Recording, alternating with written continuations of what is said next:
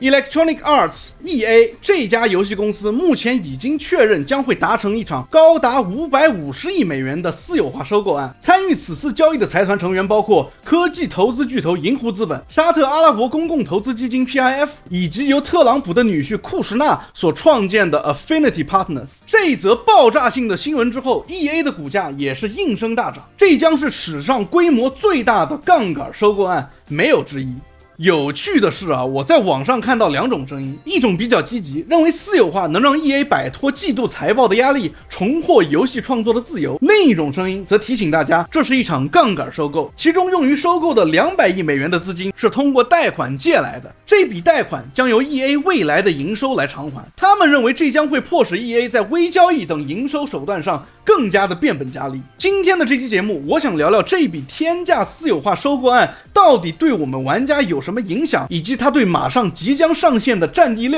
又会造成什么样的冲击。大家好，欢迎来到9频道，我是老九，在这里我们一起剖析第9艺术的真谛。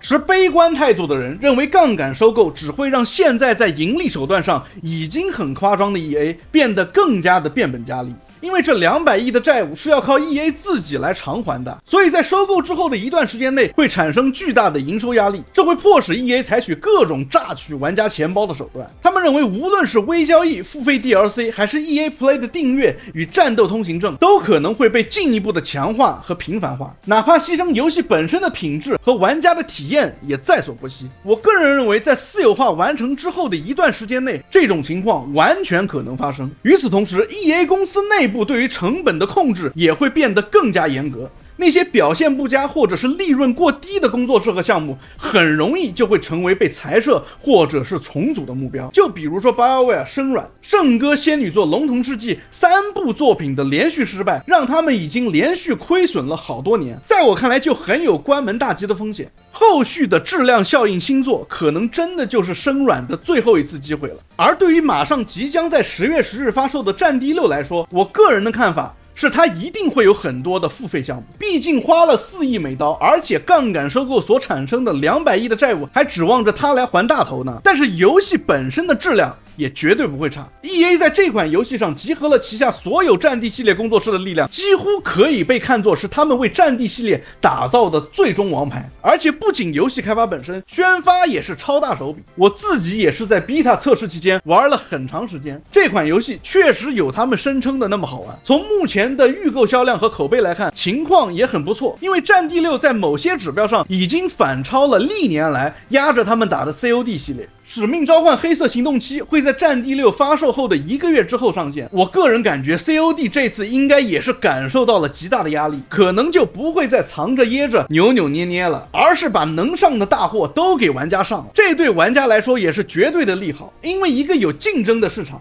才是能让消费者受益的市场。而且 EA 的目标是把这款游戏打造成一款超大型服务型游戏，那他们肯定是准备长期经营战地6的服务型内容的。在我看来，至少10年起步。当债务偿还的差不多了的时候，私有化的优势就会显现，会让 EA 把更多的资源和资金投入到更多长期的规划当中，而不是为了财报每个季度都去追逐短期的增长。战地6和其他 EA 旗下的游戏在未来可能会经历短期的阵痛，但是长远来看，我认为这次私有化确实会让开发者拥有更多的创作自由。现在大多数3A 大厂开发者的创作自由都是非常有限的。对于上市公司来说，他们的营收和股价只能有一个方向，那就是持续向上。每3个月就必须向股东报告公司的经营情况。这种制度的好处是，游戏公司的决策更加透明，也更容易筹集到更多的资金，推动公司不断的扩张和投资新的项目。但这同时也是一个陷阱，一个让创作自由和长期规划频繁被短期盈利和季度财报所绑架的陷阱。我们可以看到很多公司都深陷其中，就像我之前提到的卡普空，为了赶在日本财年结束前保持连续10年营业增长超过 10% 的记录，不惜牺牲整个怪物猎人 IP 的口碑，也要赶在财年结束前把游戏上市。结果导致荒野的首发优化惨不忍睹。而且你有没有发现，荒野相比之前的怪物猎人多了很多可以单独购买的特点 DLC， 你自己打 mod 甚至还会被封号。又比如赛博朋克2077，在股东的压力下没做好准备就被迫上线，导致 bug 超多，而且在旧主机上的性能表现也是灾难级的糟糕。我相信很多玩家在巫师3时代对 CDPR 建立的绝对好感，就是在那个时候产生了动摇，甚至是崩塌的。这一次的主角 EA 更是臭名昭著，美国腾讯的名头可不是盖的啊。氪金和微交易几乎成了玩家诟病它的代名词。刚刚国服正式上线的《植物大战僵尸3》，大量玩家反映不氪金几乎无法好好的推进游戏，又或者是更早的创造了互联网到赞记录的《星战前线2》，也是因为微交易设计的过于不合理，连比利时政府都开启了对 EA 游戏涉嫌赌博的调查。后来 EA 不是把《星战前线2》的氪金元素全部删除了吗？玩家们才发现这款游戏本身制作精良，玩法出色，只是被强行加入的氪金系统毁掉了游戏的体验。这么看来，私有化或许真的能够让 EA 这样的公司从追逐短期盈利的循环中解放出来，从而减少像《星战前线2》这样悲剧再次发生的可能性。而且这种正面效果在没有上市压力的公司身上体现得非常明显，就比如运营 Steam 平台的公司 Valve 就是一个典型的例子。作为一家没有上市的公司， Valve 从来不需要向股东低头或者妥协，它完全可以按照自己的节奏开发游戏和运营平台。在 Gabe aka G 胖领导下的 Valve 能够大胆地拒绝迎合短期市场，哪怕是半条命3这样备受期待的项目，也可以想不做就不做，而不必担心股价和财报。正是这种自由，才使得 Steam 能够长期打造高质量的游戏服务生态，推出革命性的数字分发平台，做出了传送门、军团要塞、CSGO 等一系列经典的游戏作品。听到这里啊，有的人可能会质疑了， EA 私有化之后，虽然不用再听成百上千的股东意见了，但是他和 Valve 不一样啊，他依然要听新东家的话，这难道不是换汤不换药吗？他确实要听新东家的意见，这话没错，但问题的关键在于新东家和老股东的性质和诉求完全不同。上市公司的股东的数量庞杂，很多都是只看季度财报的短线投资人，他们最关心的并不是公司能不能在10年后还保持行业的领先地位，而是下个季度的利润能不能再给它拉高个1-2个百分点。于是管理层就不得不为了迎合这种短视的预期，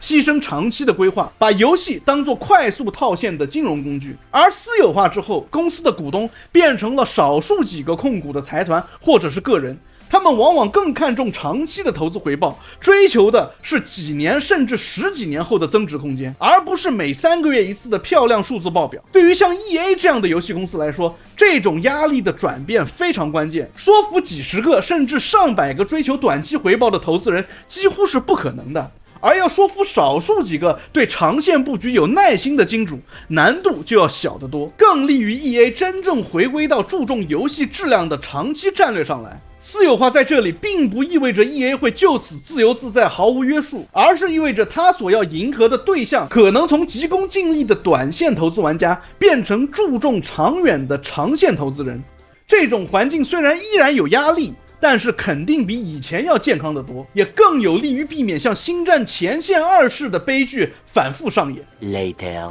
然后我还想稍微聊一聊很多美国玩家的反应啊，也挺有意思的。很多美国玩家一觉醒来，发现自家的军事射击游戏马上就要被阿拉伯人给买走了，有的真的是气得不行，有的一开始还挺兴奋的，觉得私有化能让 EA 摆脱股东的压榨，游戏质量可能会变好，结果一听说买家是沙特和川普的女婿库什纳，立马就懵了，不知道是该高兴还是应该恐慌了。你要说中东的王爷们完全没想过通过电子游戏进行文化输出，那肯定是不现实的，毕竟这种软实力渗透在娱乐行业早就见怪不怪了。就比如前段时间游戏背景在中东的刺客信条幻景，育碧还专门推出了一个免费的 DLC， 而背后的金主正是沙特的主权基金。在我看来，只要把玩法放在第一位，而不是过分的在游戏中给玩家强调自身价值观的游戏，只要游戏好玩，其实也没什么毛病。而且沙特早就开始在全球游戏圈子里进行广而大的投资了，他们原本就持有 EA 10%的股份，这一次不过是把规模拉到最大而已。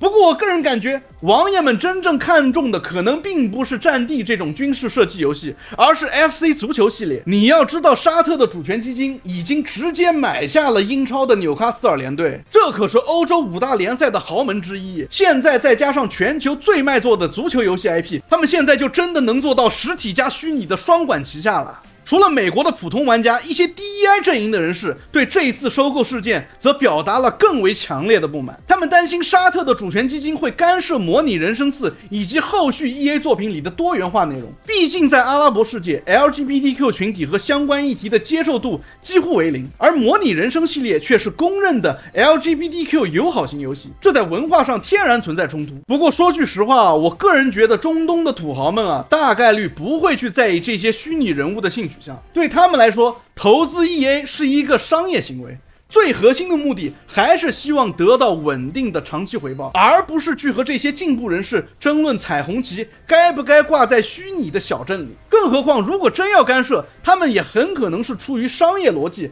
而不是文化压制。毕竟这些年游戏圈的 DEI 垃圾实在是太多了，这些 DEI slop内容空洞，玩法乏味，却还要强行对你进行说教。玩家们其实巴不得有人能把那些只顾着输出价值观，却完全忽视游戏玩法体验的激进员工给赶出游戏圈。我说句狠一点的话要是沙特的收购真能把这股风气给刹住，那反而可能是一件好事。A few moments later, EA 真是一家让人又爱又恨的公司。它一方面作为发行商推出了几乎毁掉龙腾世界 IP 的《影杖守护者》，另一方面又能发行像《双影奇境》这样连我老婆都忍不住拉着我一起玩的现象级合作游戏。它先是在《战地1》中让 DICE 展现出惊人的超高水准，却又在《星战前线2》中用微交易的设计把 DICE 刚建立的口碑全部推翻，可以说是起起落落，反复横跳。最后我还是希望这家游戏公司在私有化之后，能够像那些乐观的人所预测的那样，重获创作的自由，以一个更加稳定的频率给市场带去更强的竞争力，因为只有这样